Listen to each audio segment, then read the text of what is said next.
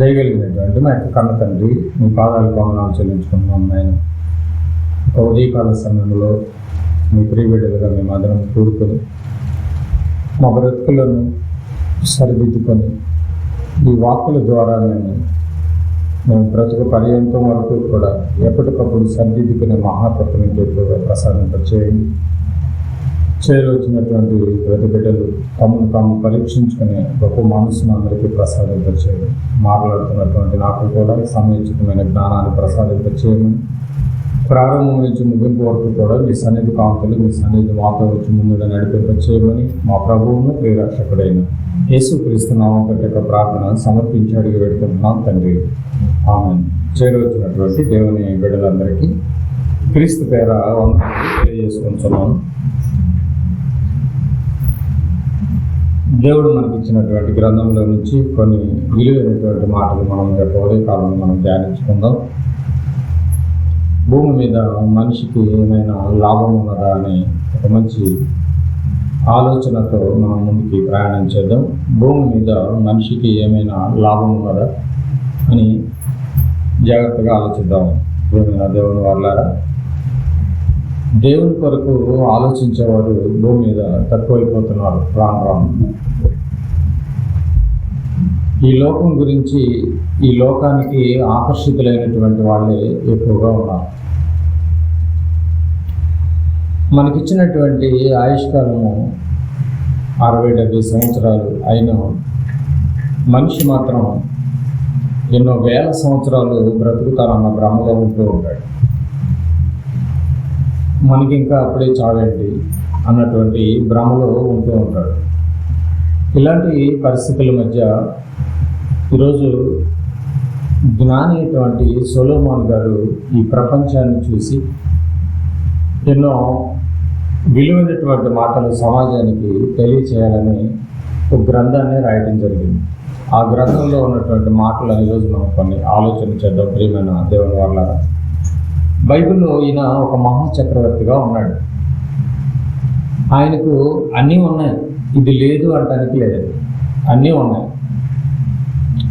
అన్నీ ఉన్నటువంటి ఇతను ఈ ప్రపంచం గురించి పెద్దగా ఆలోచించాల్సిన అవసరం లేదు. ఎందుకంటే అన్నీ ఉన్నప్పుడు ఎందుకు ఆలోచించాలి? ఏమీ లేని వాడికి ఎక్కువగా ఆలోచనలు వస్తూ ఉంటాయి. కానీ అన్నీ ఉన్నటువంటి ఆయన బాగా ఆలోచించటం మొదలుపెట్టాడు. ఈ సొలొమోన్ అనేటువంటి ఆయన ఆలోచన చేశాడు, అసలు ఈ లోకం ఏంటి, ఈ లోకంలో మనిషి పుట్టడం ఏంటి, పుట్టిన తర్వాత కొద్ది రోజులకి మనిషి చనిపోవటం ఏంటి, పుట్టుకకు చావుకు మధ్య జరుగుతున్నటువంటి ఈ యొక్క చిన్న వ్యవధిలో ఎన్నో ఘోరాలు, ఎన్నో నేరాలు, ఎన్నో యుద్ధాలు, ఎన్నో మారణకాండాలు జరుగుతున్నాయి. అసలు ఏంటి అని ఈ యొక్క సృష్టిని పరిశీలించడం మొదలుపెట్టాడు సొలొమోన్ గారు. ఆయన జ్ఞాని, మహాచక్రవర్తి. ఇలా ఆలోచన చేస్తూ మొదలు పెడుతూ పరిశీలించడం మొదలుపెట్టాడు. కానీ ఈరోజు మనిషి నిజంగా ఆలోచనకే దూరం అయిపోయాడు. ఇలాంటి ఆలోచన సొలొమోన్ గారు చేసినటువంటి ఆలోచన ఈనాటి మనుషులకి లేదని చెప్పాలి. ఎందుకంటే ఆదివారపు ఆరాధన 10:30కి మొదలైతే గంటలు పాటలు పాడుతూనే ఉంటారు. ఇంకా వస్తారని మరి మందిరంలో మరి పాటలు పాడుతూనే ఉంటారు. వచ్చిన తర్వాత కూడా ఇంకా పాడుతూనే ఉంటారు, ఇంకా వస్తారేమోనని. అయినప్పటికీ కూడా జనాలు వేగిరి పడుతూ వచ్చేటటువంటి ఆలోచన మనుషులకి కరువైపోయింది. వస్తే ఏదైనా దేవుని మాటలు అందిస్తామని సేవకుడు త్వరపడుతూ ఉంటాడు. కానీ ప్రజలు వచ్చే పరిస్థితిలో లేరు. వచ్చే పరిస్థితిలో లేరు అని అంటే మీకు అర్థమైపోవాలి, దేవుని గురించినటువంటి ఆలోచనలు, దేవుని గురించినటువంటి విధులు విధానాలు, అసలు మన గురించి ఏమి రాయించుకున్నాడు తెలుసుకుందాము అని ఈనాటి క్రైస్తవ విశ్వాసులకే లేకపోతే దేవుని గురించి నిజంగా దేవుడు ఎంత బాధపడతాడో మీరు ఆలోచించాలి. ప్రియమైన దేవుని వాళ్ళారా, దీన్ని బట్టి ఆలోచన చేస్తే మనిషి ఆలోచనను కోల్పోయాడు. ఒకవేళ ఆలోచించేవాడైతే అసలు నా గురించి ఏమి రాయించాడు అని త్వరగా వెళతారు కదా మందిరానికి. ఆ సేవకుడు చెప్తున్నటువంటి మాటలు ఏం చెప్తున్నాడు నేను వినాలి అని ఆవేశంతో మరి బైబిల్ పట్టుకుని త్వరగా వెళుతూ ఉంటారు. ఇంకా నువ్వు త్వరపడతలేదంటే 60, 70, 80 సంవత్సరాలు వచ్చినా నువ్వు ఆ త్వరపడేటటువంటి తత్వం నీలో లేదు అంటే మరి నిజంగా దేవుని గురించిన ఆలోచనలు కరువైపోయినాయని చెప్పచ్చు. లోకంలో గురించినటువంటి ఆలోచనలు ఎక్కువైపోయినాయి, దేవుని గురించినటువంటి ఆలోచనలు కరువైపోయినాయి. ప్రియమైన దేవుని వారలారా, ఎందుకంటే మెల్లమెల్లగా ఈ సృష్టిలో ఉన్నటువంటివి కూడా మెల్లమెల్లగా అంతరించుకుపోతున్నాయి. బాగా గమనించట్లేదు. పిచ్చుకలు అంతరించుకుపోతున్నాయి, ఏమంటే ఈ కాకులు కూడా అంతరించుకుపోతూ ఉన్నాయి. ఏదైనా ఒక జూ పార్క్ వెళ్ళారంటే ఆ జూలో ఉన్నటువంటి జంతువులు కూడా అంతరించుకుపోతున్నాయి. ఎక్కడో ముసలివి పెద్దగా ఉంటేనే తప్ప దాని పిల్లలు ఏమైపోయారని అసలు తెలియట్లేదు, అంతరించుకుపోతున్నాయి. వాళ్ళు కూడా అలా మెయింటైన్ చేయలేకపోతున్నారు. ఇక భవిష్యత్తులో రాను రాను ఈ జంతువులైనా ఈ యొక్క పక్షులైనా కూడా బొమ్మలు పెట్టుకుని అమ్ముకుని, ఇదిగో సింహం అంటే ఇలా ఉండేదంట ఒకప్పుడు, ఇదిగో ఎలుగుబంటి ఇలా ఉండేదంట, పిల్లి అంటే ఇలా ఉండేదంట, కుక్క అంటే ఇలా ఉండేదంట అని బొమ్మలు పెట్టుకుని షోకేజ్లో బొమ్మలు పెట్టుకునే పరిస్థితికి వచ్చేసారు. ఇప్పటికే బాగా గమనించలేదు. ఒరిజినల్గా లేవు, ఇక అంతరించుకుపోతున్నాయి. బొమ్మలు చూసుకునేలా ఉన్నాయి అనేటటువంటి పరిస్థితిలోకి మరి నిజంగా మరి కొంతమంది అలా ఆగిపోయిన పరిస్థితులు కూడా ఉన్నాయి. వెతికే పరిస్థితుల్లో లేరు ప్రియమైన దేవుని వారలారా. కానీ దేవుడు చేసినటువంటి యొక్క సృష్టి దినదినం దీన్ని బట్టి మనకు అర్థమవుతుంది. మరి కొవ్వొత్తిలాగా కరిగిపోతున్నట్టుగా ఒకటి మనకు కనిపిస్తుంది. మెల్లిమెల్లిగా కరిగిపోతుంది అనమాట. కరిగిపోతుందంటే ఒకరోజు అంతరించిపోతుంది, సర్వనాశనం అయిపోతుందని మనకు ఒకటి అర్థమవుతుంది. ఈ సర్వనాశనం అయ్యేలోపే, అంతరించే లోపే ఈ సృష్టిని గురించినటువంటి అవగాహన మనిషికి నేడు ఉండాలి కూడా. ఎందుకంటే ఈ సృష్టిలోనే మనము బ్రతుకుతున్నాం. ఈ సృష్టి ఒడిలోనే పెట్టి మనల్ని పెంచుతున్నాడు, పోషిస్తున్నాడు. ఈ ప్రపంచంలో ఎవరు ఆలోచన చేయట్లేదు. కానీ నిజంగా జ్ఞానైనటువంటి సొలొమోను గారు క్రీస్తు పూర్వము ఏమండి అన్నిటినీ అనుభవించి ఆలోచన చేయటం మొదలుపెట్టాడు. ఒకసారి ఆ మాటను చూసుకుని మనము ముందుకు వెళదాం. ప్రసంగి గ్రంథము 1వ అధ్యాయము 2-3 వచనాలను చదువుకుందాం. ప్రసంగి గ్రంథము 1వ అధ్యాయము 2-3 వచనములను. వ్యర్థమని ప్రసంగి చెప్పుచున్నాడు. వ్యర్థము సమస్తము వ్యర్థమే. ఏదో ఆలోచన చేసాడండి. అన్ని వ్యర్థము సమస్తము వ్యర్థమే. సూర్యుని కింద నరులు పడుచుండు పాటు అంతటి వలన వానికి కలుగుచున్న లాభమేమి? ఏమైనా లాభం ఉందంటారా? బాగా ఆలోచన చేస్తే ఈ సూర్యుని కింద మనుషులు పడుతున్నటువంటి పాటలోనే చూసారండి. బ్రతకటానికి ఆ పాటలన్నిటినీ బాగా ఆలోచన చేస్తే ఏమీ లాభం లేనట్టుగా కనిపిస్తుందంట సొలొమోను గారి. మరి మనకేమైనా లాభం ఉందంటారా? సొలొమోను గారికి ఏమో లాభం ఉన్నట్టుగా కనిపిస్తోంది, నిజంగా లాభం లేనట్టుగా కనిపిస్తోంది. ఏమైనా లాభం ఉందంటారా? అసలు ఎన్నో పాటలు పడుతున్నారని చెప్తున్నాడు. చూడండి, బాగా గమనించాలి. ఇవన్నీ మనం చాలా జాగ్రత్తగా గమనించాలి. ఏమండి, బైబిల్లో ఉన్నటువంటి మాటలను మనం చాలా గమనించి పరిశీలించినటువంటి సొలొమోను గారు మాటలు నిజంగా బాగా ఆలోచింపచేస్తున్నాయి. బాగా గమనించండి. ఏమైనా ఈ యొక్క నరులు పడుచుండు పాటు అంతటి వలన వానికి కలుగుతున్న లాభం ఏంటి? అసలు ఏం జరుగుతుంది? ఏ లాభం వస్తుంది? మనిషి వస్తున్నాడు, బ్రతుకుతున్నాడు, కొద్ది రోజులకు కన్ను వస్తున్నాడు, వెళ్ళిపోతున్నాడు. ఏమైనా లాభం ఉందా? మీరు వెనక తిరిగి చూసుకుంటే అని జ్ఞానికి అర్థమైపోయింది. ఏమి లాభం లేదని. మనమేమో ఏదో లాభాలు ఉన్నాయని లాభాల పట్ల మనం ఆలోచన చేస్తున్నాం. జ్ఞానవంతులేమో ఇలా ఆలోచన చేస్తున్నారు అని ఎన్ని మాటలు మాట్లాడుతున్నాడంటే నిజంగా 14వ వచనాన్ని కూడా చదువుకుందాం. 14వ వచనం. సూర్యుని కింద జరుగుతున్న క్రియలన్నిటినీ నేను చూచితిని. ఎంత మంచి మాట చూడండి. సూర్యుని కింద జరుగుతున్న క్రియలన్నిటినీ నేను చూచితిని. ఎంత రాజుకి ఎంత టైం తీసుకొని చూస్తున్నాడండి. అంత టైం ఎక్కడ దొరుకుతుందండి? అసలు ఎన్నో క్రియలు వాటి వల్ల ఏమి లాభమేమి లేదు, నేను చూచి తిని అన్నీ చూస్తున్నాడంట, అన్నీ పరిశీలిస్తున్నాడంట. బాగా గమనించాలి. ఇంత తీరిక ఎక్కడదండి రాజుకి? ఇంత తీరిక ఎక్కడిది రాజుకి అయ్యుండి ఏమండి పరిపాలన చూసుకోవటానికి బిజీగా ఉండేటటువంటి యొక్క రాజు అన్నిటినీ పరీక్షించి ఈ మానవులు పడుతున్నటువంటి పాటల వల్ల ఏమి లాభమేమి లేదా, ఏమైనా లాభం ఉందేమో మీరు ఆలోచన చేయండి, నాకైతే లాభాలు కనిపించట్లేదు అంటున్నాడు. బాగా ఆలోచన చేస్తే నిజంగా తరము వెంబడి తరము గతిస్తున్నది. ఒట్టి చేతులతో వస్తున్నాము, ఒట్టి చేతులతో వెళ్ళిపోతున్నాము. నిజంగా మనిషికి లాభం ఏంటి చెప్పండి? ఏమంటే ఇంత గొప్పగా మనం ఆలోచించాలి. అప్పుడు వాడు జ్ఞాని అయిపోతాడండి. అప్పుడు వాళ్ళు జ్ఞానులు అయిపోతూ ఉంటారు. నిజంగా ఒక కిరాణా కొట్టు ఒకటి పెట్టారనుకోండి, నిజంగా కొట్టు చూసుకోవడానికి సరిపోతాడంట ఆయన జీవితం అంతా. ఇంకెక్కడికి రావాలి? అసలు సదస్సులు అంటే ఏంటో తెలియదు, పుట్టుకంటే ఏంటో తెలియదు, మరణం అంటే ఏంటో తెలియదు, మరణించిన తర్వాత ఎందుకు వెళుతున్నామో ఎక్కడికి వెళుతున్నామో కూడా తెలియదు. అంత బిజీ అయిపోతున్నారు.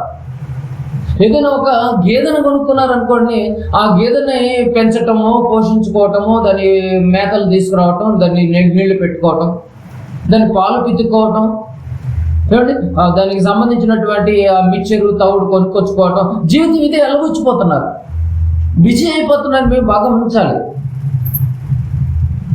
ఏదైనా ఒక చిన్న కూరగాయలు కొట్టు పెడితే కూరగాయలను తెచ్చుకోవటం, అమ్ముకోవటం, అయిపోవటం, మళ్ళీ కూరగాయలు తెచ్చుకోవటం, మళ్ళీ అమ్ముకోవటం, బిజీ అయిపోయారు చూడండి మనిషి. బాగా ఆలోచించాలి. అసలు మనిషికి తీరిక ఎక్కడుందండి? మీరు బాగా గమనించండి. ఖాళీ లేదండి అసలు. ఈరోజు మనిషికి ఖాళీ లేదు. ఏదైనా ఒక చిన్న మిషన్ కొనుక్కున్నారనుకోండి, ఆ బట్టలు కుట్టుకోవటమే సరిపోదు జీవితం అంతా. నిజం కాదా మీరు చెప్పండి? మనిషి ఈరోజు బిజీ అయిపోయాడండి, బిజీ అయిపోయాడు. ఏంటి? ఏదైనా లాభం ఉంది అనుకుంటున్నాడు. బాగా గమనించాలి. దీంట్లో ఏదో లాభం ఉంది, లాభాలు తీద్దామని చెప్పేసి వ్యవసాయాలు ఎక్కువ చేసుకోవటం, ఏదో లాభాలు తీసుకుందామని చిన్న వ్యాపారాలు, చిరు వ్యాపారాలు, ఏదో ఒకటి చిన్న వ్యాపారాలు చేసుకుని ఏదో లాభం సంపాదిద్దామని చెప్పేసి మీరు అనుకుంటున్నారు. మీకంటే ముందున్నటువంటి నేను, మీకంటే ముందు క్రీస్తుకే ముందున్నటువంటి నేను, జ్ఞాని అయినటువంటి సొలొమోను గారి మాటలు ఎలా ఉన్నాయంటే, నరులు పడుచున్నటువంటి సూర్యుని క్రింద జరుగుతున్న క్రియలన్నిటినీ నేను ఆల్రెడీ చూసేసానయ్యా. ఏం ఉపయోగం ఏమి నాకేం కనిపించట్లేదు, ఏమి లాభమేమి నాకేమీ కనిపించట్లేదు అని అంటున్నాడు. బాగా గమనించాలండి. ఏమండి ఈరోజు ప్రార్థనకు రమ్మంటే ఎవరికి కుదిరే పరిస్థితులు ఎవరు లేరండి. ఎందుకు? బిజీ. చిన్న దానిలోనే బిజీ అయిపోయి, దేవుని యొక్క మాటలకు దూరం అయిపోయి, సన్నిధికి దూరం అయిపోయి, దేవునికే దూరం అయిపోయి, చివరికి తాను ఎక్కడికి పోవచ్చున్నానో తెలియకుండానే చనిపోయి, ఎందుకు పుట్టైనా కూడా తెలియకుండానే పుట్టి, తెలియకుండానే చనిపోయి, వచ్చిన తర్వాత ఏదైనా లాభం ఉందేమోనని చెప్పేసి దీని గురించినటువంటి ఆలోచనలో బిజీ అయిపోయి, చివరికి పుట్టుక పరమార్థం కూడా తెలియకుండానే కన్నుమూసే వాళ్ళు ఎక్కువ మంది ఉన్నారు లోకంలో. కనుక ఇవన్నీ మీరు పక్కన పెట్టి దేవుని గురించినటువంటి ఆలోచనలు మీరు మెల్లమెల్లగా రావాలి అని, దానివల్ల ఉపయోగం ఏమి లేదని, దానివల్ల లాభమేమీ లేదని, ఆ క్రియల వల్ల మీకేమీ లాభాలు ఏమి జరగట్లేదని నిజంగా సొలొమోను గారు రీచెక్ చేసినట్టుగా ఒకటి మనకు అనిపిస్తుంది. నేను చూచి తిని సొలొమోను గారు సూర్యుని కింద జరిగేవి నేను చూచితిని అన్నాడండి. చూచితిని అన్నాడు. ఆ చూసిన తర్వాత దాని రిజల్ట్ ఏం చెప్తున్నాడు? దాని కంటిన్యూషను, క్రియలన్నిటినీ నేను చూచి తిని అవి అన్నీయు వ్యర్థములే. అవి అన్నీయు చూసారండి, అవి అన్నీయు వ్యర్థములే అని అనిపించింది సొలొమోను గారికి. బాగా గమనించాలి. ఆయన చూసిన లోకాన్ని మనము కూడా చూస్తున్నాం ఈరోజు. ఆయన చూసిన లోకాన్ని మనం కూడా చూస్తున్నాం ఈరోజు. ఆయన ఉన్న సూర్యుని కిందే మనము ఉన్నాం. మరి ఆయనకు అంతా వ్యర్థంగా కనిపిస్తుంటే, బాగా వినాలి మీరు ఇక్కడ, ఆయనకు అంతా వ్యర్థంగా కనిపిస్తుంటే మనకు మాత్రం ఏదో మేలు జరుగుతున్నట్టుగా కనిపిస్తుందేంటి? ఏదో కళ్ళల్లో తేడా ఉందండి, చూపులో ఏదో తేడా ఉంది, ఆలోచనలో ఏదో తేడా ఉంది, వినికిడిలో ఏదో తేడా ఉంది. జ్ఞానికేమో వ్యర్థంగా కనిపిస్తుంటే మనకు మాత్రమో ఏదో మేలుగా కనిపిస్తుంది అంటున్నాడు. ఆలోచించాలి మీరు ఖచ్చితంగా అంటున్నాడు. బాగా గమనించాలి ప్రియమైన దేవుని వారలారా. నిజంగా ఈరోజు ఈ యొక్క మనిషి సుఖానికి అలవాటు పడిపోయి, లగ్జరీ లైఫ్కి అలవాటు పడిపోయి, నిజమండి మరణం వచ్చేంత వరకు కూడా మనిషి ఆలోచన చేయట్లేదు. మరణం వచ్చిన తర్వాత ఆలోచన చేస్తున్నాడు.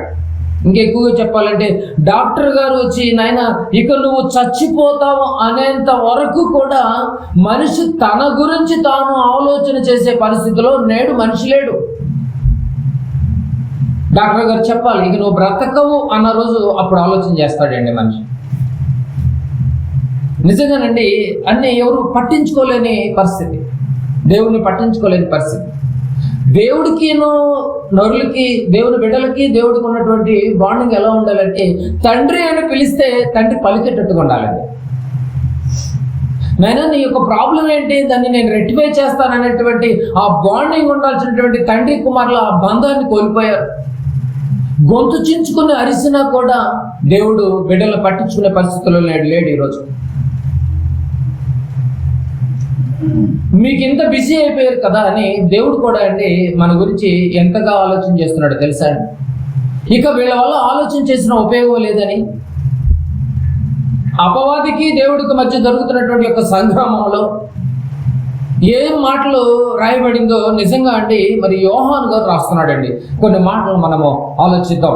నువ్వెంత బిజీ అయినావేమో ఒకసారి ఆలోచన చేయి. వ్యర్థమైన దాని కొరకు పాకులాడుతున్నావేమో, లాభము లేని దాని కొరకు పాకులాడుతున్నావేమో, నీ క్రియలన్నీ వ్యర్థమని బైబిల్ చెప్తాను. ఏంటి లోకము దేవుడి మాట వెనకపోవటం వల్ల ఏం జరుగుతుందో ఒకసారి గమనించాలి. మనిషి ఏ టైంకి వస్తున్నాడంటే దేవుని దగ్గరికి మరణం ఇక దగ్గరికి వస్తుందన్న రోజు దగ్గరికి వస్తున్నాడండి. దేవుని వైపు తిరుగుతున్నాడు. ఇక దేవుడు కూడా ఒక మంచి నిర్ణయానికి వచ్చాడు. ఎలాంటి నిర్ణయానికి వచ్చేసాడు అంటే ప్రకటన గ్రంథము 6వ అధ్యాయము, ప్రకటన గ్రంథము 6వ అధ్యాయము 7-8 వచనాలు చదువుకుందాం. బాగా గమనించాలి, ఎందుకంటే ఈరోజు బిజీ అయిపోయినటువంటి మనుషులతో లగ్జరీ లైఫ్లో ఉండి కొనసాగుతూ రకరకాల వర్కుల్లో పడిపోయి బిజీ అయిపోయినటువంటి వారితో దేవుడు మాట్లాడుతున్న మాటలు ఎలా ఉన్నాయి. ఆయన 4వ ముద్రను విప్పినప్పుడు రమ్ము అని 4వ జీవి చెప్పుట వింటిని. అప్పుడు యోహాను గారు చూశాడంట, ఏదో దర్శనంలో చూస్తున్నాడంట. నేను చూడగా ఇదిగో పాండుర వర్ణము గల ఒక గుర్రము కనపడాను. యోహాను గారి దర్శనంలో ఏం కనిపించింది? పాండుర వర్ణము గల ఒక గుర్రము కనిపించిందంటండి. పాండుర వర్ణము గల ఒక గుర్రము కనిపించిందంట. ఏమండి పాండుర వర్ణం అంటే ఇది ఏ రంగు అంటే ఇది ఏమండి రక్తహీనత వస్తే మనిషి ఎలా మారిపోతాడు? పాండవ రోగం అంటారు, మీకు తెలుసు కదండి. అప్పుడప్పుడు కొంతమంది మరి బియ్యాన్ని డైరెక్ట్గా తింటూ ఉంటారు. ఎప్పుడు రైస్ వండుకొని కాకుండా బియ్యం తింటూ ఉంటారు ఎక్కువ. ఆ బియ్యం తినేటటువంటి వాళ్ళతో అంటూ ఉంటారు ఏమని తెలుసా? రక్తము విరిగిపోతుంది, రక్త కణాలు తగ్గిపోతాయి, ఆ బియ్యం తింటూ మానేసేయండి అని అంటారు. అలా ఎక్కువగా తినటం వల్ల రక్తహీనత వస్తుంది. ఆ రక్తహీనత వచ్చేటప్పుడు మనిషి ఏంట్రా పాలిపోయినటువంటి కలర్ వచ్చేస్తూ ఉంటాడు. బాగా గమనించారు. అదే పాండుర వర్ణం గల రంగు. పాండుర వర్ణము గల రంగు అంటే రక్తహీనత వస్తే మనిషి ఎలా పాలిపోతాడో నిజంగా పాలిపోతాడో అలాంటి ఆకారం గల గుర్రం ఒకటి బయలుదేరిందట. అలాంటి ఆకారం గల గుర్రం ఒకటి బయలుదేరింది. ఆ గుర్రం ఇప్పుడు ఎవరికి కనిపించింది? యోహాను గారికి కనిపించింది. కనబడెను గుర్రం వెళ్తూ ఉంది, కనబడెను. దాని మీద కూర్చున్న వాని పేరు మృత్యువు అన్నది. చూడండి, గుర్రం మీద ఎవరు కూర్చున్నారు? ఎవరో ఒక అతను కూర్చున్నాడట. ఆ కూర్చున్న వాని పేరేంటి? మృత్యు అంటే మరణం అంటే చావు. అతని పేరే చావు అంట, అతని పేరే మృత్యు అని ఉంది. చూడండి, బాగా గమనించాలి. లోకంలో మనం ఎన్నో పేర్లు పెట్టుకుంటాం కదండి. ఏంటి ఎన్నో పేర్లు, చాలా మంది పేర్లు వింటూ ఉంటాం. కానీ వీడి పేరేంటి? మృత్యు అంటే చావు. మృత్యు అంటే వాడి పేరే చావు కదండి. మృత్యు అంటే చావు అంటే ఎక్కడ ఉన్నది కదండి ఈ పేరు, ఎక్కడ ఈ పేరు ఉండదండి. కానీ ఈ ప్రపంచంలో బ్రతుకుతున్నటువంటి మనుషులకి శాంతి సమాధానాలు లేకుండా హతమార్చడానికి మృత్యువు అనే పేరు కలిగినటువంటి వాడు గుర్రం ఎక్కి చాలా సంవత్సరాలు అయిందంట. యోహాను గారు పత్రిక రాసేటప్పటికే గుర్రం ఎక్కాడంట చంపటానికి. వాడి పేరు మృత్యువు. వాడి పేరు మృత్యువు. చాలా సంవత్సరాలు అయింది కానీ అది కనపడదు. కానీ అది కనపడదు కానీ ఎక్కడ చూసినా దారుణాలు, ఎక్కడ చూసినా మరణాలు, ఎక్కడ చూసినా ఘోరాలు, నేరాలు జరుపుతూనే ఉంటాడు. వాడు జరుపుతూనే ఉంటాడు. బాగా గమనించాలి మీరు ఈ విషయాల్ని. వాడి పేరు మృత్యువు. మృత్యువు పాతాళ లోకము వాణిని వెంబడించెను. వాడిని ఎవరు వెంబడిస్తున్నారు చెప్పండి? ఇప్పుడు పాతాళ లోకమే వాడిని వెంబడిస్తుందట. వాడు ఎంత డేంజర్గా ఉందో చూడండి వాడి పరిస్థితి. వాడి పేరే మృత్యువు. వాడిని ఎవడు వెంబడిస్తుంది? పాతాళ లోకము వాడిని వెంబడిస్తుంది. ఏమంటే మీరు బాగా గమనించాలి. అప్పుడప్పుడు మీరు చేపలు పట్టే వాళ్ళని మీరు బాగా గమనిస్తే, చేపలు పట్టే వాళ్ళకి ముందు గాలం ఉంటుంది. ఏమండి వాడు వీపుకి ఒక బుట్ట కట్టుకుంటాడు. బాగా గమనించారు ఎప్పుడన్నా? వీపుకి తాటేకులతో అల్లుకున్నటువంటి ఒక బుట్ట ఉంటుందని మీరు గమనించారో లేదు? ఎందుకు ఆ బుట్ట? పట్టిన చేప, దొరికిన ప్రతి చేపను ఇప్పుడు ఇమీడియట్గా ఎక్కడ వేసుకోవాలి? వెనక వీపులో ఆ బుట్టలో వేసేసుకుంటాడు. అది బుట్ట వాడికి అంటుకుని ఉంటుంది, కట్టుకుని ఉంటాడు. నీళ్ళలో దిగుతూ ఉంటాడు, వెళ్ళిపోతూ ఉంటాడు, చిన్న చిన్న బోట్లలో తిరుగుతూ ఉంటాడు. దొరికిన చేప దొరికినట్టుగా బుట్టలో వేసేసుకుంటాడు. ఆ బుట్ట దూరంగా ఉండదు, వాడితోనే ఉంటుంది, వాడికి అంటి పెట్టుకునే ఉంటాడు. ఇది మీకు అర్థమైతే ఏమంటే నిజంగా వాడంట ఈ మృత్యు అనేటటువంటి వాడంట వాడు వీపుకి ఏది ఉంది? ఇప్పుడు పాతాళ లోకమే ఉంది. ఇదిగో మరణం అనేటటువంటి పేరుతో అందరిని చంపేసి తీసుకుని వచ్చి ఎక్కడ వేసుకుంటాడు? వాడు వీపు తట్టున్నటువంటి పాతాళ లోకంలో పడేసుకుంటున్నాడంట. వాడు వెళ్తున్నాడు. ఎలా వెళ్తున్నాడు? స్పీడ్గా గుర్రం మీద వెళ్తున్నాడు. అంటే తొందరగా లేపేయాలి, దొరికిన వాడు దొరికినట్టుగా. ఏమండి పాతాళ లోకంలో పడేయాలని గుర్రం ఎక్కి మృత్యువు వెనక పాతాళం దొరికినటువంటి వాడిని దొరికినట్టుగా వేసేస్తుంది. ఎలా వేసేస్తుందంటే తెలుసా అండి? ఇదంతా యోహాను గారికి దర్శనంలో కనిపిస్తుందంట.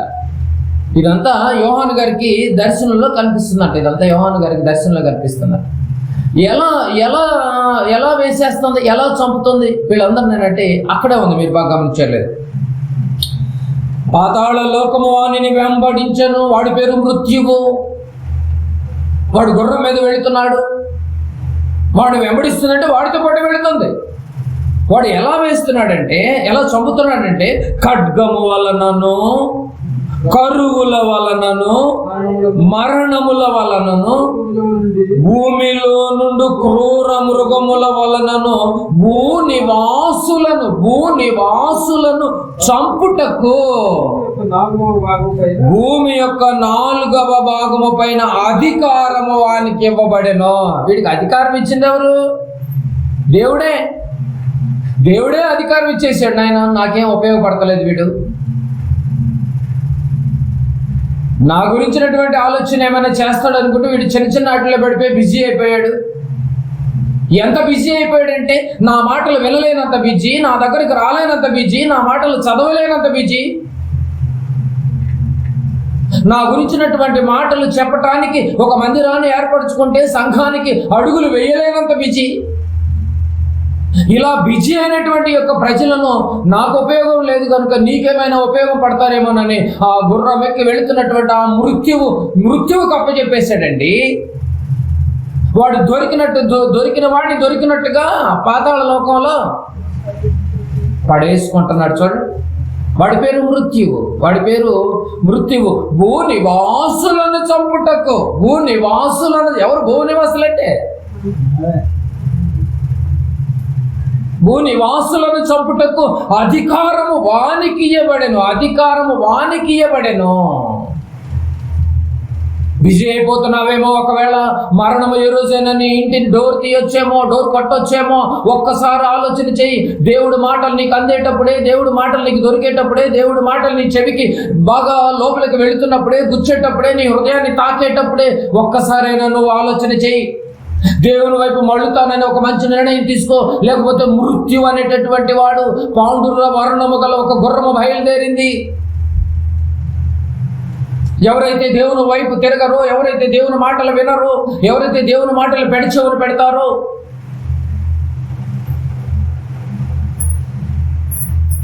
ఇలా ఆయుష్కాలాన్ని తగ్గించేసుకుంటున్నారు. చూడండి, 120 సంవత్సరాలని దేవుడు ఎంతో గొప్పగా ఇస్తే 120 ఏళ్ళ ఏకంగా 80కి వచ్చి పడిపోయింది, 80, 60కి వచ్చేసింది. ఈరోజు ఎక్కువ మాట్లాడితే ఆవిరి అన్నాడు, నీటి బుడగ అన్నాడు.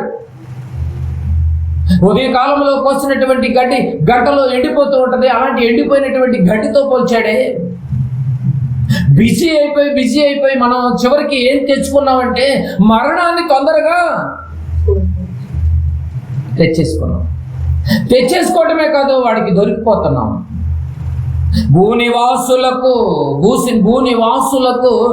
ఏమండి చంపుటకు భూమి యొక్క 4వ భాగము పైన అధికారము వానికి ఇవ్వబడెను. దేవుడు ఇచ్చినటువంటి ఆయుష్కాలాన్ని చివరి వరకు ఉండలేకపోతున్నారు ఈరోజు. వాడికి ఇచ్చినటువంటి ఆయుష్కాలం తల్లి గర్భంలో నిర్ణయాలు జరిగినాయి. 139 కీర్తనలకు నిర్ణయం జరిగింది. పిండముగా ఉండగానే నీ కన్నులు నన్ను చూచెను, దినము నీ అవయవములు రూపింపబడుకే, దినము నీ అవయవములను నా గ్రంథములో లిఖించుకున్నామే అని భక్తుడు మాట్లాడాడే. ఆ రోజు ఇచ్చినటువంటి ఆయుష్కాలానికి, ఆ ఆయుష్కాలం వరకు కూడా ఎవరు కంప్లీట్గా ఉండలేకపోతున్నారంట, తొందరపడి వెళ్ళిపోతున్నారంట. ఆ గుర్రం మీద వెళుతున్నటువంటి మృత్యుకు దొరికిపోతున్నారట. ఎందుకంటే కేవలం లోకంలో బిజీ అయిపోయారు. వ్యర్థమైన దాని కొరకు పాకులాటలు, లాభం లేని దాని కొరకు పాకులాటలు. జ్ఞాని మాట్లాడుతున్నాడు, నా కళ్ళకు లేనటువంటి లాభం మీకెట్లా కనిపిస్తుందయ్యా? నిజంగా జ్ఞాని ఏంటంటే సొలొమోను ఎంత గొప్పగా ఆలోచన చేస్తున్నాడు చూడండి. దేవుడు ఇచ్చిన ఆయుష్కాలన్నీ, ఇదిగో నీకు ఇచ్చిన ఎంత వయసు అంటే అంత వయసు వాళ్ళకి ఎవరు బ్రతుకుతున్నారు ఈరోజు? ముందు సర్దేసుకుంటున్నారు. అప్పుడు దాకా మేము ఉండలేమండి, అయితే గుర్రం ఎక్కువ మరి కదండి. అప్పుడప్పుడు మనము వివాహాలకి ఇటు వరకు గుర్రాలు తీసుకొచ్చి గుర్రాల పైన పెళ్లి కుమారులు ఊరేగించేవాళ్ళు, ఆ గుర్రాలు తెలుసు మనకు. కానీ ఇప్పుడు మృత్యు అనేటటువంటిది, మృత్యు అనే పాండుర వర్ణము గలటువంటి గుర్రం ఒకటి బయలుదేరింది. చంపుటకు కరువులతోనూ, భూకంపాలతోనూ, క్రూర జంతువులతోనూ, ఖడ్గముల వలనను, క్రూర మృగముల వలన చంపుటకును. ఆలోచించేయాలి ప్రియమైన దేవుని వారలారా. ఇన్ని జరుగుతున్న ప్రజలు దేవుని గురించి మాత్రం ఎవరూ మాట్లాడుకోవట్లేదు. దేవుని గురించినటువంటి భయం బొత్తిగా పోయింది, దేవుని గురించినటువంటి ఆలోచన లేవు. భూమి మీద నిజంగా ఎక్కడైనా దేవుడి ఇష్టం ఏమైనా ఉందండి ఈరోజు చెప్పండి? అంతా మనుషుల ఇష్టమే జరుగుతుంది. అంతా మనుషుల ఇష్టమేనండి బాబు. సంఘాలలో అంతా మనుషుల ఇష్టమే. ఏదైనా వివాహాలు జరుగుతున్నాయంటే వివాహాల్లో కూడా మనుషుల ఇష్టమే. దేవుడి ఇష్టం ఎక్కడ ఉంది? దేవుడి ఇష్టం ఎక్కడా లేదండి బాబు. చివరికి ఏమిటి, గర్భాన్ని పుట్టేటటువంటి బిడ్డలను కూడా దేవుడు ఇచ్చినటువంటి టైం వరకు కూడా వెయిట్ చేయలేక మ్యారేజ్ డేనే ఏమంటే పిల్లలు పుట్టినరోజుగా గుర్తుండిపోతుందని ఆ రోజే సిజరీన్ చేసుకుంటున్నారు. వాళ్ళ మ్యారేజ్ డేనే మా బిడ్డలు పుట్టినరోజు కూడా ఉండాలని అదే రోజు పెట్టి మరీ సిజరీన్ చేసుకుంటారంటే దేవుని యొక్క సంకల్పాలు కూడా దూరం అయిపోతున్నాయి.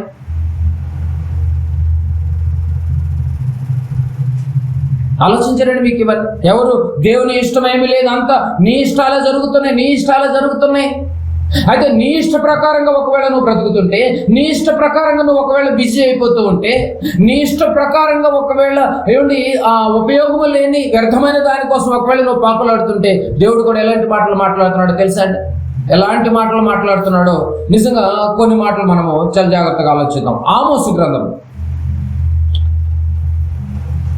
ఇప్పటికైనా నీ ఇష్టాన్ని మార్చుకో, దేవుడి ఇష్టంలోనికి రామని మాట్లాడుతున్నాడు చూడండి. ఆమోసు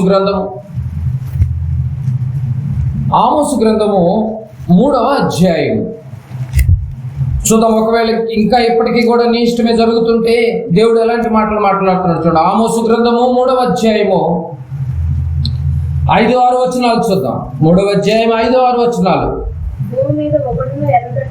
భూమి మీద ఒకడును ఎరపెట్టకుండా పక్షి ఊరులో చిక్కుపడునా. పక్షి ఒక ఊరిలో చిక్కుపడాలి అంటే 756 పేజీ అమ్మ. భూమి మీద ఒకడును ఎరపెట్టకుండా పక్షి ఊరిలో చిక్కుపడునా. ఏమంటే పక్షికి ఏదైనా ఎరపెట్టుకోకుండా ఉరి పెట్టుకోకుండా ఎరలో ఏం పడదు కదండి, చిక్కుపడదు కదా.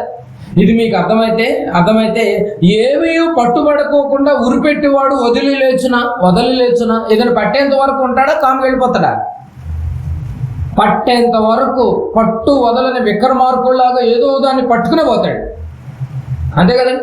ఒక చేపల వేటకు వెళ్ళిన వాడైనా, ఒక పక్షుల వేటకు వెళ్ళినటువంటి వాడైనా, ఏ వేటకు వెళ్ళినటువంటి వాడైనా ఆ వేటను బట్టి ఏదో ఒక దాన్ని పట్టుకునే వెళ్తాడు, కానీ వదులు మొత్తం రాడండి. వస్తాడండి? రాడు. ఇది మీకు అర్థమైతే, ఎగ్జాంపుల్ చెప్తున్నాను చూడు, ఇది మీకు అర్థమైతే ఏమీ పట్టుబడుకోకుండా ఉరిపెట్టేవాడు వదిలి లేస్తాడా? లెగోడాడు, తిరుగుతూనే ఉంటాడు ఏదో ఒకటి పట్టుకునేంత వరకు కూడా. లేచునా? అయితే పట్టణమందు బాకానాదము వినబడగా జనులకు భయము పుట్టకుండునా? పుట్టదండి. జనులకు భయం పుట్టలేదు. దేవుని యొక్క బాకానాదము వినిపిస్తున్నా కూడా ఎవరికి భయం పుట్టట్లేదు. భయం పుట్టకుండునా? యెహోవా చేయనిది పట్టణంలో ఉపద్రవము కలుగునా? ఇప్పుడు పట్టణంలో ఉపద్రవము కలిగిస్తుంది ఎవరు? ఇప్పుడు యెహోవానే. నేను చేయకుండా ఉపద్రవం ఎలా వచ్చింది? నేను అప్పచెప్పుకోకుండా ఆ గుర్రం మీద వెళుతున్నటువంటి మృత్యువు నీ ఇంటి తట్టు ఏమండి నీ మరణం ఎలా వచ్చింది? బాగా గమనించాలి. భూమి మీద ఒకడు ఎరపెట్టకుండా పక్షి ఊరిలో చిక్కుపడునా? పట్టణం ముందు బాకానాదం వినబడగా జనులు భయము పుట్టకుండునా అని యెహోవా చేయనిది పట్టణములో ఉపద్రవము కలుగునా? ఇవన్నీ చేస్తుంది దేవుడే. ఎందుకంటే మీరు బిజీ అయిపోయింది, మీరు నా దగ్గరికి రాలేని పరిస్థితి. అలాంటి వాళ్ళు ఈ లోకంలో ఉండటానికి వీల్లేదు. ఎగ్జాంపుల్గా మీరు బాగా గమనిస్తే, మీరు మీ కాంపౌండ్లో పెట్టుకున్నటువంటి మొక్కలు కొన్ని పెట్టుకుంటూ ఉంటారు కదండి. ఆ మొక్కల వల్ల ఉపయోగం లేనప్పుడు, కాయలు కాయనప్పుడు, దానివల్ల మీకు ఉపయోగం లేనప్పుడు, నీరు దండగా, స్థలం దండగా, ఏమంటే టైం వేస్ట్ అని చెప్పి ఆ మొక్కను మీరు ఏం చేస్తారు? కొట్టేస్తారు లేదండి. దీనివల్ల ఉపయోగం లేదని చెప్పి కొట్టేస్తాడు. దేవుడు కూడా ఒక నిర్ణయానికి వచ్చేసాడు. చూడండి, యెహోవా చేయనిది పట్టణంలో ఉపద్రవము కలుగునా? ఎలాంటి ఉపద్రవం చేస్తున్నాడు బాగా గమనించాలి. ఇక ఆమోసు గ్రంథము 3వ అధ్యాయంలోనే ఉన్నాం కదండి, 7వ వచనం కూడా. తన సేవకులైన ప్రవక్తలకు తాను కల్పించిన దానిని బయలుపరచకుండా ప్రభువైన యెహోవా ఏమీ చేయడు. ఏమండి, ఏమీ చేయడు. దేవుని యొక్క సేవకులకు ప్రవక్తలకు చేస్తాడంట కదండి. ఇలా జరుగుతుంది, ఇలా చేస్తాను అని ఆనాటి ప్రవక్తలకు చెప్పాడు. చెప్పింది చెప్పినట్టుగా చేశాడు. చెప్పకుండా ఏది చేయడండి. ఏమండి, నోవహు గారికి చెప్పాడు. ఏమని? జలప్రళయం రప్పిస్తున్నావు నాయన, నువ్వు ఓడ కట్టుకో, ఎవరైనా వస్తానంటే శుభ్రంగా ఓడలోనికి రప్పించు చెప్పాడు. సువార్తను ప్రకటించారు. ఎవరైనా వచ్చారా? బాకానాదం వినబడిందా? వినబడినా ఎవరైనా వచ్చారా? రాలేదు. చెప్పకుండా చెయ్యడు, చెప్పి చేస్తాడు. జలప్రళయం వస్తుంది అన్నాడు, చెప్పింది చెప్పినట్టుగా చేశాడు. వచ్చింది, మునిగిపోయింది. నోవహు గారి ఫ్యామిలీ పైకి వెళ్ళిపోయింది శుభ్రంగా. ఇది మీకు అర్థమైతే దేవుడు ఉపద్రవాన్ని కలిగించడానికి సిద్ధంగా ఉన్నాడు. నీ యొక్క మరణ దినాలు సమీపించక ముందే దేవుని యొక్క వాక్కులతో బాకానాదము ద్వారా నీ చెవి దాకా అందిస్తాడు. నువ్వు మారుతావని నీకు అందిస్తూనే ఉంటాడు. అందించిన తర్వాత కూడా నువ్వు మారకపోతే మాత్రం ఆ ఉపద్రవము నీ దగ్గరికే వస్తుంది. ఆ మృత్యు అనేటటువంటి గుర్రము నిన్ను వెంబడించుద్ది, నిన్ను వేటాడుద్ది. పాతాళ లోకమే వానిని వెంబడిస్తుంది కదా. మారరా? ఇంకా వ్యర్థమైన దానికోసమేనే పాకులాటలు, లాభం లేని దానికోసమేనా నీ పాకులాటలు? సొలొమోను గారి మాటలకి మనకి ఎంత వ్యత్యాసంగా ఉంది చూడండి. ఇన్ని జరుగుతున్నా ఏమంటే చూస్తూ ఉంటారా? ఏమంటే ఉంటాడేంటండి, రాడండి దేవుడు. ఎందుకంటే ఉపద్రవము కలిగించేదే దేవుడు. దానికి పర్మిషన్ దేవుడే ఇచ్చాడు. ఆ గుర్రం మీద ఉన్నటువంటి మృత్యువుకు పర్మిషన్ ఇచ్చింది ఎవరు? దేవుడే. అది నీ మిస్టేక్, మన మిస్టేక్, మన తప్పులే అవన్నీ. హబక్కూకు గ్రంథము 1వ అధ్యాయం. హబక్కూకు గ్రంథము 1వ అధ్యాయము. నిజమండి, నిజంగా దేవుని యొక్క బిడ్డల్ని ఈ రీతిగా ఇలా అయిపోవటానికి కారకము ఏ పరిస్థితి అయిపోయిందో చూడండి. హబక్కూకు గ్రంథము 1వ అధ్యాయము 14-15 వచనాలు. ఏలిక లేని చేపలతోనూ ప్రాకు పురుగులతోనూ నీవు నరులను సమానముగా చేసితివి. వాడు గాలము వేసి మానవులందరినీ గుచ్చి లాగి ఉన్నాడు. పర్మిషన్ ఇచ్చిన దేవుడే. ఏమండి, లాగేస్తున్నాడు. బాగా గమనించారు. లాగేస్తున్నాడు. ఎక్కడికి వేస్తున్నాడు? పాతాళ లోకముల వెనుక.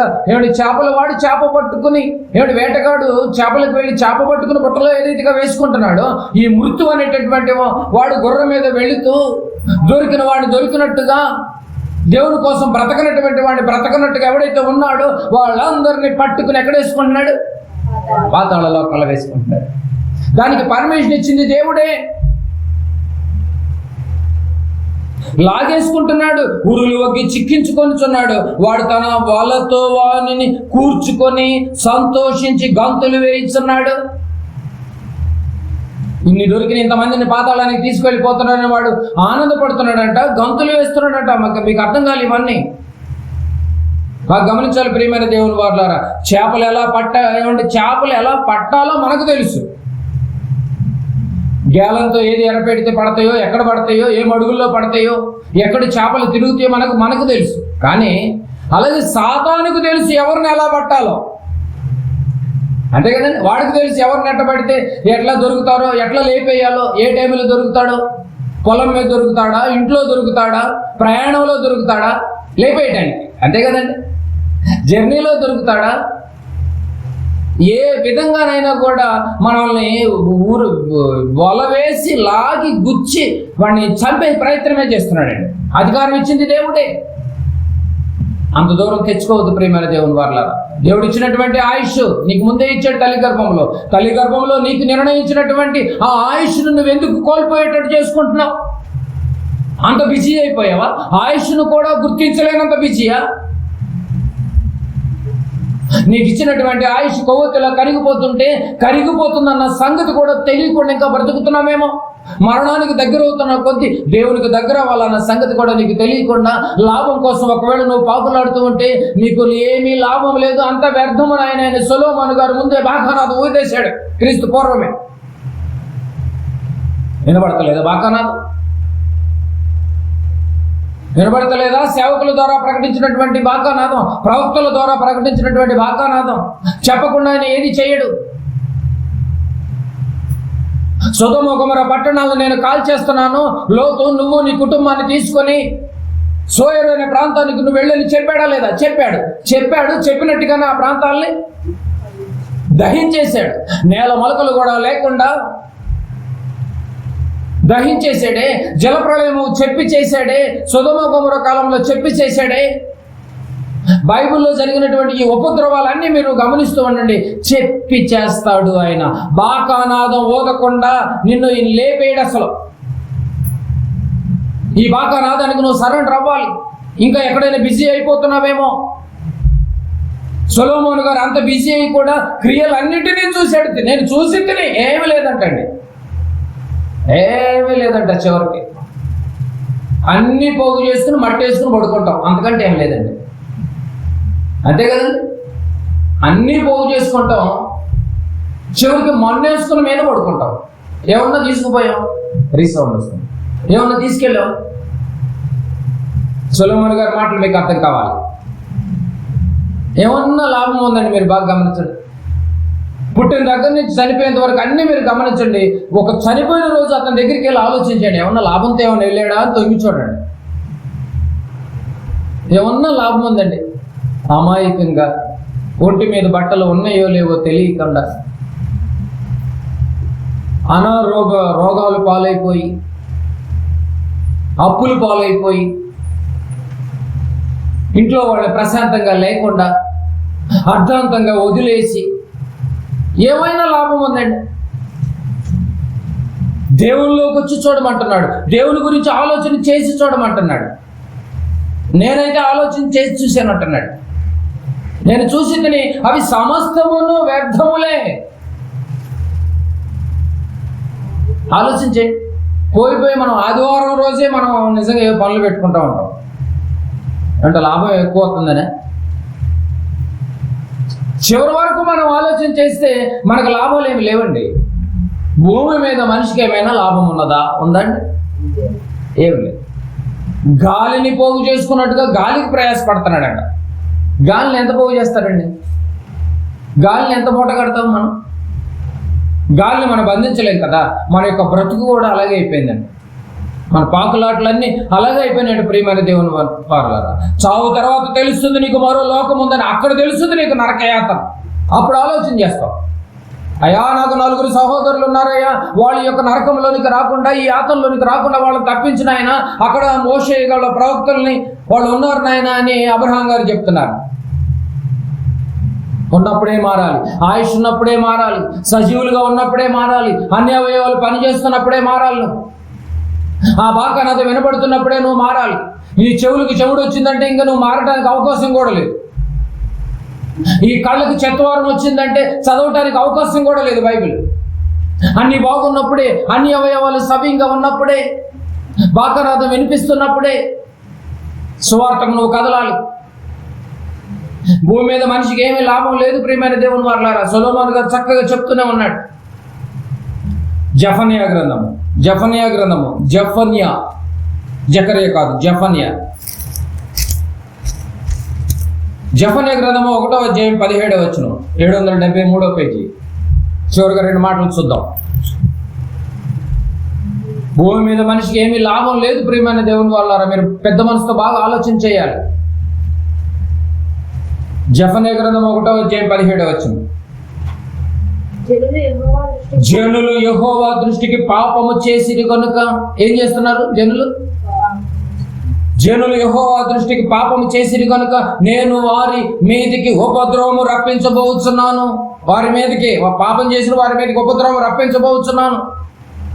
పాపం వెంటాడుద్ది. పిల్లలను కూడా వెంటాడుతూనే ఉంటది. రప్పించబోతున్నాను. వారు గ్రుడ్డి వారి వలె నడిచెదరు. కళ్ళు అంటే కళ్ళు పని చేయి. మనోనేత్రాలకు గురుడితనం వచ్చేసింది. ఎట్ నడుచుకుంటారంటే బ్రతుకుల్లో గురుడి వారి వలె నడుస్తారు. అంటే కళ్ళ ముందు వెలుగు కనిపిస్తున్నా వెలుగు కనపడదు. కళ్ళ ముందు వాక్యాలు కనిపిస్తున్నా, బాకానాథం వినిపిస్తున్నా కూడా చెవులు పని చేయవు. ఎలా అయిపోయారు ప్రజలు? ఎలా అయిపోయారంటే గుడ్డి వాళ్ళ వల్లే అయిపోయారట, అంధుల వల్లే అయిపోయారంట. వారు గుడ్డి వారి వలె నడిచెదరు. వారి రక్తము దుమ్ము వలె కారును, వారి మాంసము పెంట వలె పారవేయబడును. పరిస్థితులు ఎలా అయిపోతున్నాయి చూడండి, ఎలా మారిపోతుందో చూడండి. జనులు యెహోవా దృష్టికి పాపం చేసిరు కనుక నేను వారి మీదకి ఉపద్రవం రప్పించబోతున్నాను. వారు గుడ్డి వారి వలె నడిచెదరు. 18వ వచనం చూడండి. వీళ్ళు గుడ్డోళ్ళు అవటానికి కారణం ఏంటో తెలుసా? యెహోవా ఉగ్రత దినమందు తమ వెండి బంగారములు వానిని తప్పింపలేకపోవును. ఈ వెండి బంగారాల కోసమే కదండి పాకులాటలు. ఈ విలువైనటువంటి సంపద కోసమే కదా నీ పాకులాటలు. ఈ పాకులాటలో పడిపోయి నువ్వు గుడ్డోడుగా మారిపోయావు. ఈ పాకులాటలో పడిపోయి నువ్వు పాపిగా మారిపోయావు. ఎందుకంటే అవి సంపాదించడానికి ఏదో ఎవడో తల మీద నేను చేయి పెట్టాలి, నెత్తి మీద. వెండి బంగారములు వారిని తప్పింపలేకపోవును. ఏ దానికైతే లోకములో నువ్వు పాకులాడేవో అవి నిన్ను తప్పించలేవండి బాబు. ఒంటి మీద ఉన్నటువంటి బంగారాన్ని కూడా ఏమండి ఆ రాబందుల్లాగా ఒలుచుకుని మరీ పోతారండి బాబు. నీకు ఇష్టమైనటువంటి రింగ్ అని చెప్పి చేయించుకుంటావు, ఆ రింగ్ కూడా కట్ చేయించుకుంటారు. అవసరమైతే డెడ్ బాడీ చనిపోయి ఉబ్బిపోయినా కూడా ఆ కటింగ్ లో కూడా తీసుకొచ్చి మరి కట్ చేసుకుపోతారు. ఇంకేదైనా లాభాలతో వెళ్తాడేమో సమాధికని, అంతే కదండి. అవి మళ్ళీ చూడండి, యెహోవా ఉగ్రత దినమందు తమ వెండి బంగారములు వానిని తప్పింపలేకపోవును. వీటి కోసమే పాకులాడి గుడ్డివాడిగా మారిపోయాడు, గుడ్డివాడిగా నడిచాడు. పై వచనంలో వయసులో ఉన్నప్పుడే 4 రాళ్ళు సంపాదించాలని, వయసులో ఉన్నప్పుడే ఏదైనా చెయ్యాలన్నటువంటి ఆలోచనలో పడిపోయి గుడ్డివాడిగా మారిపోయి, చనిపోయేలోపు ఒక ప్రాపర్టీ, చనిపోయేలోపు కొన్ని విలువైనటువంటి సంపదను కలిగి ఉండాలన్నటువంటి ఆలోచనలో పడిపోయి కన్ను మూసాడు. ఆ కన్ను మూసే లోపు నువ్వు దేనికోసం అయితే పాకులాడేవో ఆ పాకులాడినవి ఏవి నిన్ను తప్పింపలేకపోవును. రోషాగ్ని చేత భూమి అంతయు దహింపబడును. దేవుడు రోషంతో ఉన్నాడు. భూమి అంతంతటా దహింపబడును. హఠాత్తుగా ఆయన భూ నివాసులందరినీ సర్వనాశనము చేయబోతున్నాడు. ఇది ఇంకా జరుగుద్ది. ఎప్పుడు చేస్తాడంటే హఠాత్తుగా. ఏమన్నా హార్ట్ స్ట్రోక్ చెప్పొచ్చుదండి? చెప్పిరా. ఎప్పుడు వస్తుందో తెలియదు. భోంచేసేటప్పుడు రావచ్చు, నడిచేటప్పుడు రావచ్చు, నిద్రపోయేటప్పుడు రావచ్చు, కూర్చున్నప్పుడు రావచ్చు, పొలంలో ఉన్నప్పుడు రావచ్చు, ఉద్యోగంలో ఉన్నప్పుడు రావచ్చు. హఠాత్తుగా వచ్చింది కదండి. కానీ ఈ భూ నివాసుల కంట హఠాత్తుగా ఆయన భూ నివాసులందరినీ చూడండి, అందరినీ సర్వనాశనము చేయబోతున్నాడు. ఇంక దేనికి నీ పాకులాట? దేనికి నీ ఈ టెంపర్? దేనికండి? ఇంకా దేనికోసం? సర్వనాశనం చేయడానికి ఆయన సిద్ధంగా ఉంటే గుర్రము ఎక్కి పాండురంగ వర్ణం కలిగినటువంటి గుర్రాన్ని, మృత్యు అనేటటువంటి గుర్రం బయలుదేరితే ఆ యొక్క అధికారము, మరణం అనేటటువంటి అధికారం దానికి అప్పచెప్పి పాతాళంలో వీపు వెనక తట్టుకు వేసుకుని గాలంతో లాగి గుచ్చి గంతులు వేయడానికి దానికి పర్మిషన్ ఇస్తే ఇంకేమి లాభం ఉందని ప్రయాసపడుతున్నారండి. మనకు దొరికేదే వారానికి ఒక్కరోజు. ఆ ఒక్కరోజు కూడా దేవుళ్ళలో గడపకపోతే మళ్ళీ 15 రోజుల గ్యాప్లో నీ ఆత్మీయ జీవితం ఎలా కుంటుపడుతుంది మీరు చెప్పండి. హఠాత్తుగా ఏ రోజైనా ఏదైనా జరగవచ్చు. జరిగే లోపు నువ్వు సిద్ధపాటు కలిగి ఉండాలి. గుడ్డివాడిగా కన్ను మూస్తావేమో, అంధుడిగా కన్ను మూస్తావేమో, వెలుగులోనికి వచ్చినటువంటి నీవు మళ్ళీ గుడ్డివాడిగా మారిపోతున్నావేమో. ఒక్కసారి గమనించు. హఠాత్తుగా నేను నీ మీదకి పంపబోతున్నాను.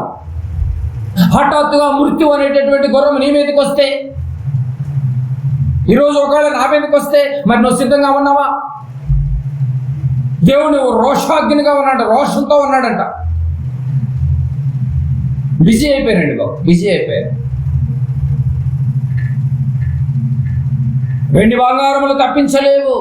హఠాత్తుగా భూనివాసులందరూ సర్వనాశనం చేస్తాడు. అందుకే సొలొమోను గారు సింపుల్ గా చెప్పాడు, వ్యర్థం అన్నాడండి అంతే. అందుకే సొలొమోను గారు అప్పుడే చెప్పేశాడు, వ్యర్థం అనేసేసాడు. వ్యర్థం అనేసేసాడు. ప్రజలు గుడ్డితనములో నుండి కళ్ళు తెరుచుకొని మనోనేత్రాలు వెలిగించుకోవాలని చెప్తున్నాడు. గుడితనము నుంచి కళ్ళు బయటకు వచ్చి మనోనేత్రాలు వెలిగించుకోండి. ఆ వెలిగే వాక్యం ద్వారా వెలిగించుకోండి. ఎందుకంటే మృత్యు వచ్చిన తర్వాత ఏమీ చేయలేము. ఆ గుర్రం ఏదో ఒక ఇంటిని టచ్ చేస్తుంది, ఆ గుర్రం ఏదో ఒక వ్యక్తిని టచ్ చేస్తుంది. ఆ వలలో మనం దొరికితే, ఆ ఊరిలో మనం దొరికితే, ఈరోజు ఆ గేలానికి సముద్రంలో ఎన్నో చేపలు ఉంటాయి, నదిలో ఎన్నో చేపలు ఉంటాయి, చెరువుల్లో ఎన్నో చేపలు ఉంటాయి. వాడు వేసినటువంటి గాలానికి ఏదో ఒక చేప ఎలా పడుతుందో వాడు ఊరి మీదకి వల వదులుతున్నాడు, పట్టణం మీదకి వల వదులుతున్నాడు. గుర్రంతో బయలుదేరాడు. ఆ గుర్రానికి ఎవరు ఎదురెళ్తున్నారో, ఎవరు దొరుకుతున్నారో, దొరికిన వాడు దొరికినట్టుగా వేసేస్తున్నాడే. అందుకే మరణాలు ఎక్కువైపోయాయి చూడండి.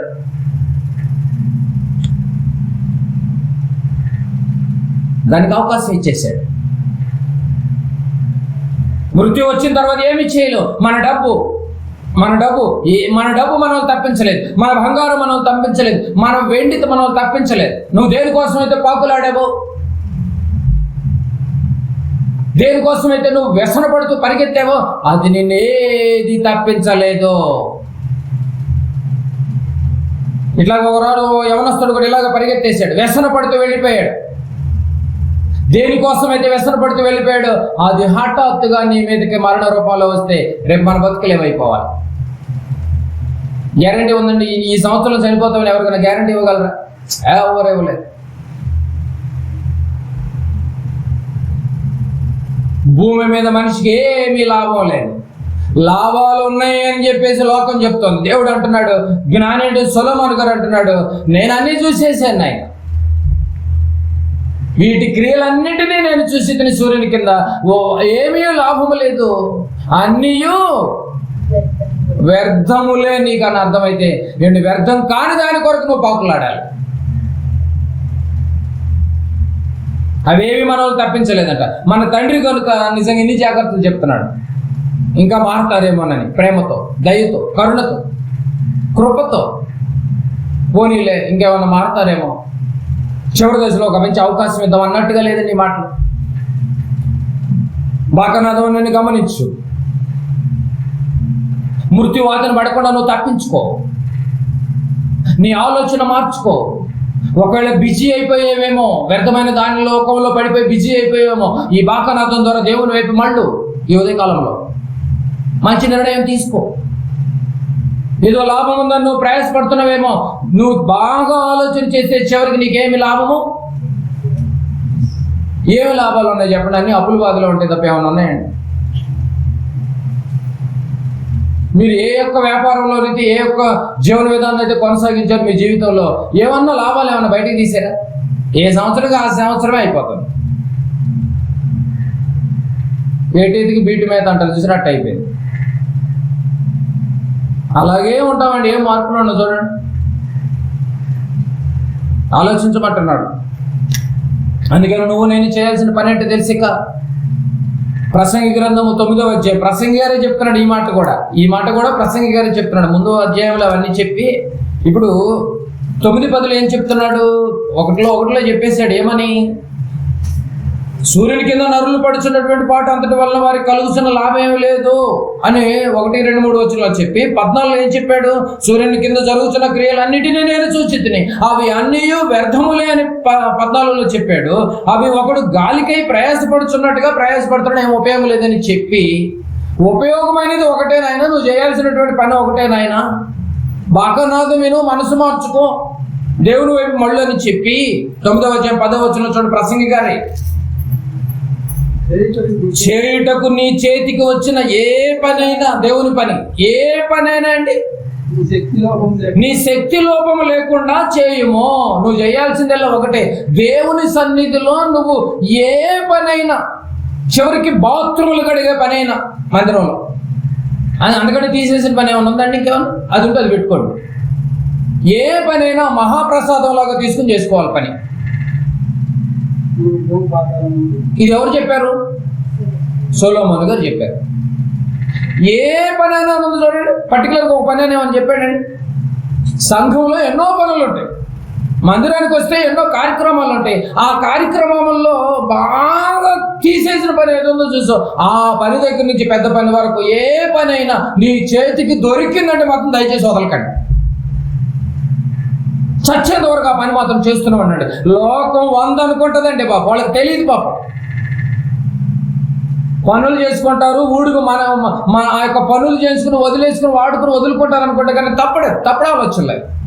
సొలొమోను గారిని అడుగు. సొలొమోను గారు చెప్తున్నాడు, నాయన నేను గమనించాను, నాయన దేవుని గురించిన పని ఏదైనా కూడా నువ్వు చనిపోయేంత వరకు చేయుటకు నీ చేతికి వచ్చిన ఏ పనైనాను నీ శక్తి లోపము లేకుండా చేయు. చేస్తే నీకు బెనిఫిట్ ఏంటో తెలుసా? నీవు పోవు పాతాళమందు పని అయినను, ఉపాయమైనను, తెలివైనను, జ్ఞానమైనను లేదు. చచ్చిపోయిన తర్వాత ఏదో చేద్దామని నువ్వు అనుకుంటున్నావేమో, ఒళ్ళు ఇక్కడ ఉంచు, అంతే కదండి అర్థం. ఒళ్ళు ఎక్కడ ఉంచాలి? ఏమండి, ఒక ఎత్తు ఒళ్ళు ఎక్కడ ఉంచాలి? మెడ ఎక్కడ ఉంచాలి? పొలంలో ఉంచాలి. పొలంలో ఉంచితేనే పని అయిన తర్వాత నీకు ఏదైనా దాణ అయినా నీళ్ళైనా ఏదైనా కూడా దానికి. నువ్వు పాతాళాన్ని నువ్వు తప్పించుకోవాలి అంటే భూమి మీద బతికున్నప్పుడే గుడ్డివాడుగా మారకుండా వెలుగులోనికి వచ్చి ఒళ్ళొంచి పని చేయాలి. శక్తి లోపం లేకుండా అంటే అదే అర్థం. ఎవరో ఏదో అనుకుంటారు, ఇవన్నీ మనకు అనవసరం అండి. ఒళ్ళొంచి పని చేయాలి. ఎవరు చెప్పారు తెలుసా? ప్రభులు వారే చెప్పారు. దొడ్డ పనిని ఆశించేటటువంటి వాడు మొదట కాళ్ళు కడిగే దగ్గర నుంచి వెళ్ళమన్నాడండి. కాళ్ళు ఒక బేషన్ పెట్టి దాంట్లో వాటర్ పెట్టి కాళ్ళు కడిగి తువాళ్ళతో తుడిచే పని దగ్గర నుంచి మొదలు పెట్టమన్నాడు. ఇది నేనన్నమాట కాదు కదా. మరి ఏ పని చేయడానికి అంత బద్ధకం వేసిందా? అయితే నువ్వు పాతాళానికి దగ్గరగా ఉన్నావు. అయితే మరి నాముష్యులు ఎందుకండి? మరి ఇక్కడ నామోషి పోతే మరి రేపు పాతాళానికి వెళ్ళాల్సి వచ్చింది. చేయుటకు నీ చేతికి వచ్చినటువంటి పనిని శక్తి లోపము లేకుండా ఏ పనైనా చేయు. నీవు పోవు పాతాళమందు చనిపోయిన తర్వాత పని చేద్దామని మొదలెత్తావు, కానీ పని ఉండదు. చనిపోయిన తర్వాత ఏదైనా ఉపాయంతో బయటపడదామని చూస్తావు, కానీ ఆ ఒక్కడ ఉపాయాలు ఏమి? పని చేయవు. చనిపోయిన తర్వాత ఏదైనా తెలివితేటలు అప్లై చేద్దామని చూస్తావు, అదే ఇక్కడ అన్ని చేసేది సంఘాలు అదే కదండి. తెలివితేటలతో సంఘాలు మానేయటం, తెలివితేటలతో మళ్ళీ సంఘాలు కట్టుకోవటం, తెలివితేటలతో సంఘాలు ఏదో పదవులను ఆశించడం ఏమి ఉపయోగం ఉండదండి బాబు. ఒకరిని చూసి ఒకళ్ళు పుల్లిని చూసి నక్క వాతలు పెట్టుకున్నట్టుగా అనవసరంగా పాడు చేసుకోకండి జీవితాలు. నువ్వు ఎక్కడికి వెళ్ళినా ఈ సమస్త సృష్టి కింద నీకు ఏ లాభం లేదు, ఎన్ని సంఘాలు మారినా. సొలొమోను గారు అదే చెప్తున్నాడు. ఏదో ఇక్కడ నీకేదో లాభం ఉంది అనుకుంటామేమో, ఇక్కడ ఏమీ లాభం లేదు. మరణించిన తర్వాత ఏమిటి జీతాలు ఎవరి చేతిలో ఉన్నాయి? దేవుడి చేతిలో ఉన్నాయి, ప్రభు చేతిలో ఉంది. వాని క్రియల నిమిత్తము జీతం ఇచ్చేదని అన్నాడు. ఈ క్రియలు ఎక్కడ చేయాలి? సంఘంలో చేయాలి, ఒళ్ళొంచి చేయాలి. నీ చేతికి వచ్చినటువంటి పని అన్నాడు, ఈ పని కంప్లీట్ గా చేస్తే రేపు ప్రభు జీతం ఇవ్వడానికి ఆయన రెడీగా ఉన్నాడు. ఏ పని చేయకోకుండా నీకు జీతం ఇస్తాడా?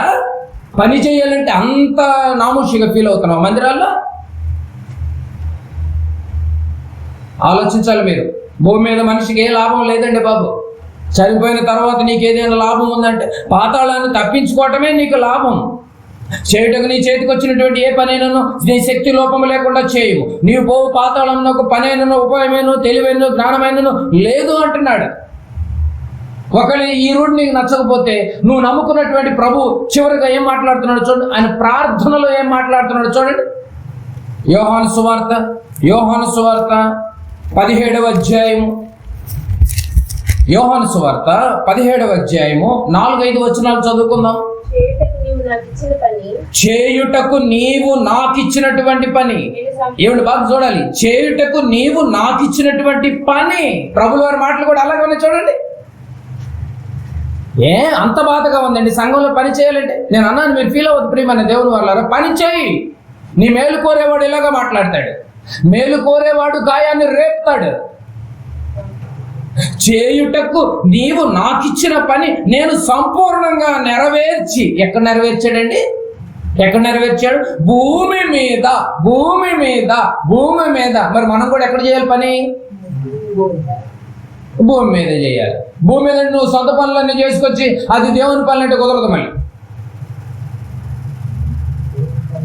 అంతే కదండి, సొంత పనులన్నీ చేసుకొచ్చి నువ్వు దేవుని పని అంటే కుదరదు. ఎందుకంటే సువార్తకి వెళ్ళే పాదాలే సుందరం అని చెప్పి బైబిల్లో ఉంది.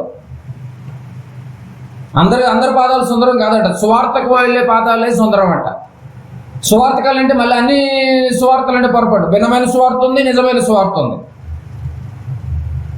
కనుక చేయుటకు నీవు నాకు ఇచ్చినటువంటి పని నేను సంపూర్ణంగా నెరవేర్చి భూమి మీద నిన్ను మహిమ పరిచితిని. భూమి మీద ఏదైనా భూమి మీదే చేయాలి. అయితే వచ్చిన తండ్రి, లోకము పుట్టక మునుపు నీ యొద్ద నాకు ఏ మహిమ ఉండేనో ఆ మహిమతో నన్ను ఇప్పుడు నీ యొద్ద మహిమపరచుము. పని చేసిన వాడికే పరలోకం. పని చేయకోకుండా పెత్తనాలు చేసేవాడికి పరలోకం లేదు. నలుగురు కనపడాలని, నలుగురు దృష్టిలో పడాలని ఆలోచన ఒకవేళ నువ్వు చేస్తున్నావేమో, అయితే నువ్వు పరలోకం పోవు. ప్రభుల వారి మాటలు చూడాలి. చేయటం నీవు నాకు ఇచ్చినటువంటి పని నేను భూమి మీద సంపూర్ణంగా నెరవేర్చి తిని. 2000 సంవత్సరాల క్రితం సొలొమోను గారు కూడా క్రీస్తు పూర్వం ఏం మాట్లాడుతున్నాడు? నీ చేతికి వచ్చినటువంటి ఏ పని నేను శక్తి లోపం లేకుండా చెయ్యి, దాన్ని చేస్తే రేపు పాతాళ లోకం నువ్వు తప్పించుకుంటావు. ఎంత జ్ఞానంగా ఆలోచన చేశాడండి. ఆలోచించండి, చేయటకు నీ చేతికి వచ్చిన పని సంపూర్ణంగా నువ్వు చేస్తున్నావా, లేదా మధ్యలో వదిలేసి వెళ్ళిపోతున్నావా? పని చేయడానికి నామోషిగా ఫీల్ అవుతున్నావా?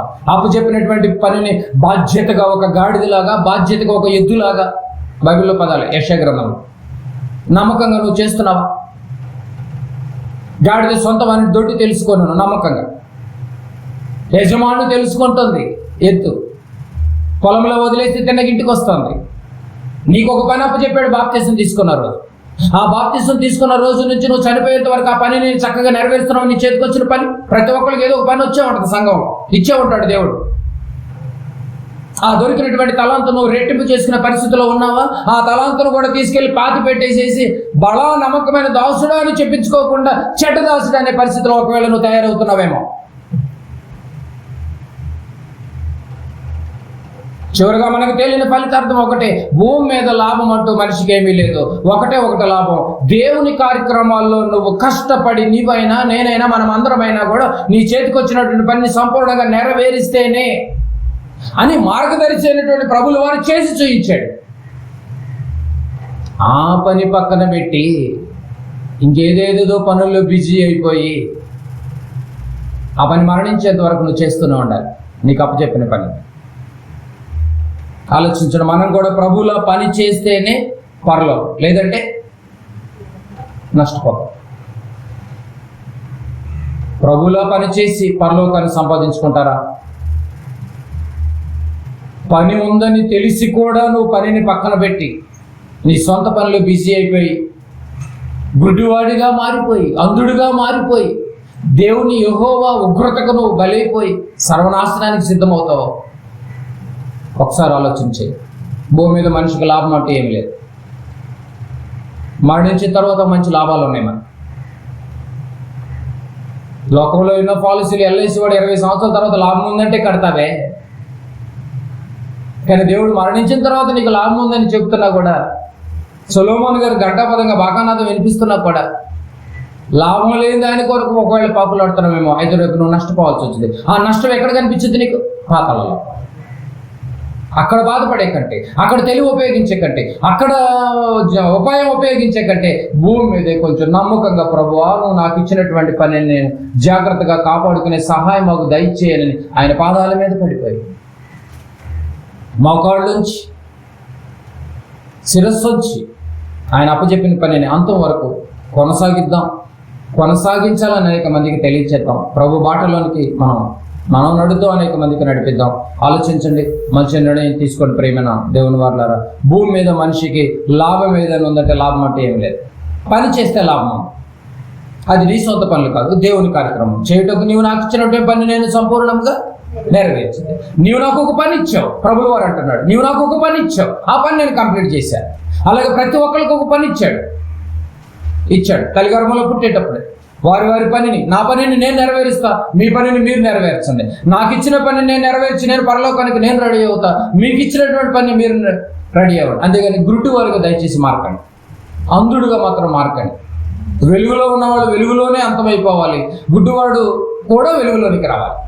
అలాంటి కార్యక్రమాలు అందరూ ఉండాలని ప్రేమపూర్వకంగా హృదయపూర్వకంగా అందరినీ కోరుకుంటున్నాం. బైబిల్ కూడా అలాగే సెలవిస్తారు. ఆలోచించి మంచి నిర్ణయం తీసుకొని కళ్ళు మూసుకొని ప్రార్థన చేసుకున్నాం. దయగలిగినటువంటి మా కన్న తండ్రి, మీ పాదాల వందనాలు చెల్లించుకున్నాం.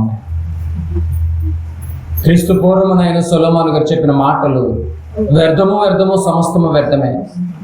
భూమి కింద సూర్యుని కింద నడులు పడుచున్న పాటల వల్ల ఏమి లాభం ఉన్నది అని ఆలోచన చేస్తే నిజంగా ఏమీ లాభం లేదు.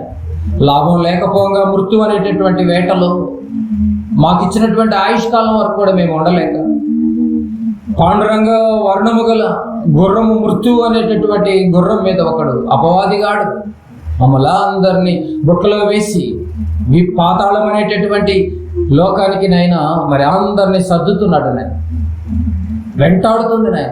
వాటన్నిటి మేము తప్పించుకోవాలండి. మాకు ఇచ్చినటువంటి ఆయుష్కాలంలో, మాకు ఇచ్చినటువంటి యొక్క చిన్న ఆయుష్కాలంలో మేము శిరసావహించి మా యొక్క పాపాలను తెలుసుకొని మీ ప్రియకుమారుల రక్తంలో ఎప్పటికప్పుడు మేము కడుక్కుని ఒక మంచి నిర్ణయం తీసుకుని అంతవరకు కూడా నమ్మకంగా బ్రతికే కృపను బిడ్డలందరికీ ఎక్కువగా ప్రసాదింపచేయండి.